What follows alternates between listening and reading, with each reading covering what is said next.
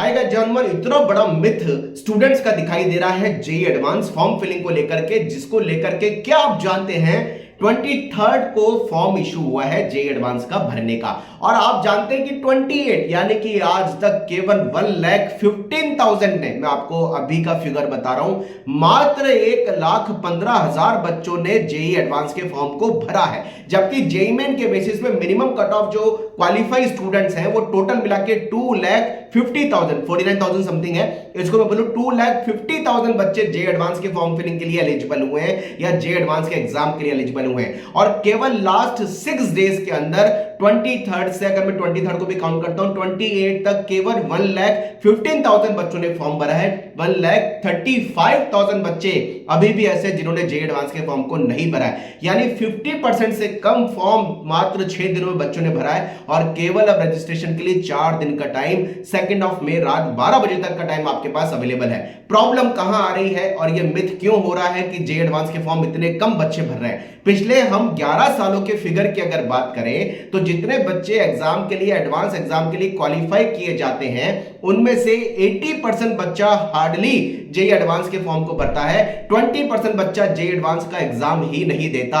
Myth ये है, number 1 myth ये कि भाई मेरा बोर्ड में 75% नहीं है, मैं एडवांस का फॉर्म क्यों भरूं? भाई मेरा बोर्ड में 75% आ ही नहीं सकता तो मैं एडवांस का एग्जाम देके क्या करूं? बच्चे पहले से प्रिडिक्ट कर लेते हैं उनके रिजल्ट को, बोर्ड के रिजल्ट को, और वो जेई एडवांस के फॉर्म को नहीं भरते।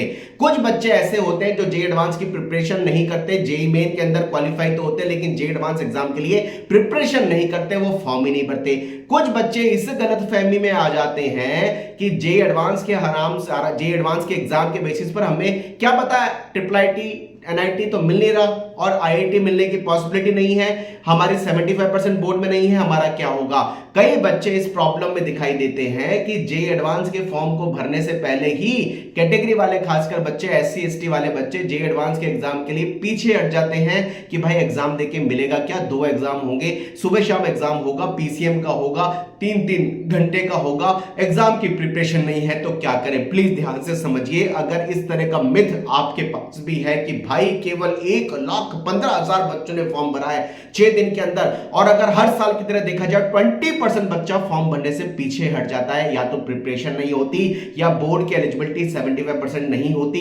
ध्यान से समझिए, दोनों ही बातों में ऐसे मत फंसिए। चाहे किसी कैटेगरी से है, आपकी प्रिपरेशन नहीं है, फॉर्म को जरूर जरूर जरूर भरिए, क्योंकि फॉर्म भर के एग्जाम देने पे कई बार ऐसा देखा जाता है कि पीछे की रैंक पर भी जेई एडवांस के बेसिस पर इतने सारे ऐसे कॉलेज हैं जहां पर ना तो 75% की एलिजिबिलिटी है और कई बार पीछे के रैंक पर भी वो कॉलेज और ब्रांच मिलने की पॉसिबिलिटी आती है।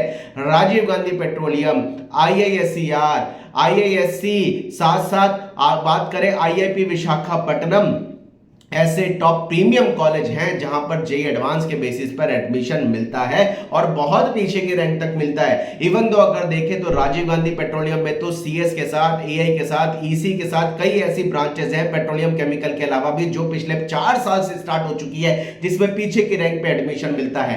कैटेगरी वाले बच्चे मेरी बात ध्यान से समझे, अगर आप जेई एडवांस के फॉर्म को आपकी प्रिपरेशन या लेक ऑफ प्रिपरेशन या लेक ऑफ नॉलेज के कारण नहीं भर रहे, मत करिए, क्योंकि कैटेगरी में सीटें जेई एडवांस के अंदर आईआईटी में भी खाली रहती है। मैं फिर रिपीट कर रहा हूं, आईआईटी में भी पिछले कई सालों में ऐसा देखा गया है कि एससी एसटी की सीटें सर्टेन ब्रांचेस में खाली रह जाती है।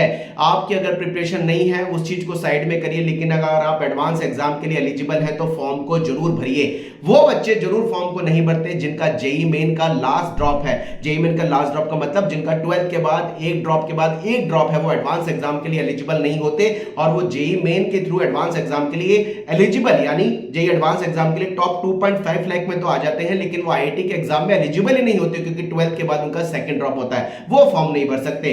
वो संख्या भी बड़ी संख्या होती है जो जेई मेन के अंदर एडवांस एग्जाम के लिए तो एलिजिबल है, लेकिन जेई एडवांस एग्जाम के लिए जेई मेन के बेस पे टॉप 2.5 लाख में तो आ गए, लेकिन उनका अटेम्प्ट ही नहीं है।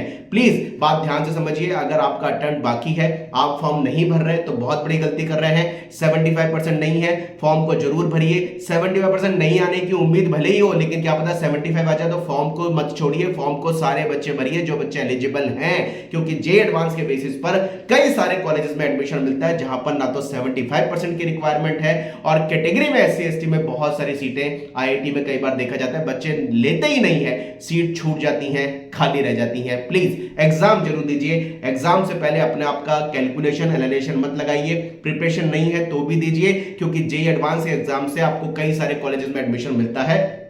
मैं ये बात फिर रिपीट करूंगा, 50% से कम बच्चों ने यार 6 दिन हो गए जे एडवांस के फॉर्म निकले हुए, 1,15,000 बच्चों ने अभी तक फॉर्म भरा है, 1,35,000 बच्चे अभी भी बाकी हैं और केवल 4 दिन का टाइम आपके पास फॉर्म फिलिंग के लिए बाकी है। फीस रिलेटेड जो इशू आ रहे हैं कि बच्चे फीस पे कर रहे हैं, फीस आईआईटी जे एडवांस के पोर्टल पे फिर दिखा रही है कि पेमेंट आ रहा है, पेंडिंग आ रहा है, वो दोबारा पे कर सकते हैं। मल्टीपल पेमेंट होने की कंडीशन में आपका फीस वापस रिफंड कर दी जाती है। Wish you all the best, मिलते रहेंगे नए कंटेंट के साथ। चैनल पर नए हैं जरूर सब्सक्राइब कर लें। जय Hanuman, bye bye, thank you very much.